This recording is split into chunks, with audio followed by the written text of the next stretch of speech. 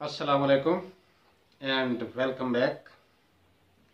हाजरीन, आज सुबह एक स्टेटस दिया फेसबुक पे, तो एक जिगरम ने कहा कि इसे वीडियो की सूरत में पेश करें। तो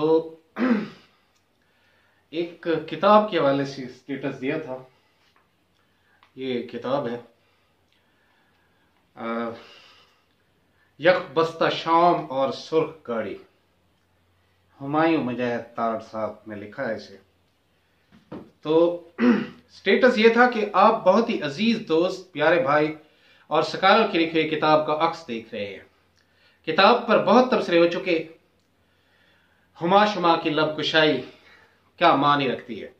इंटरनेट के दौर में किताब पीने का रुझान मांद पड़ता जा रहा है, मगर यह रुझान उन ममालिक में मांद नहीं पड़ा जो इंटरनेट के मोजिदीन हैं। मगरिब में बस, रेल या जहाज के मुसाफिरों की अक्सरियत किताब बीनी में मसरूफ नजर आती है। किताब क़यामत तक खत्म नहीं होगी। ऐसा अगर होना होता तो आखिरी हिदायत बसूरत किताब नाजिल ना होती। अल्लाहु अकबर।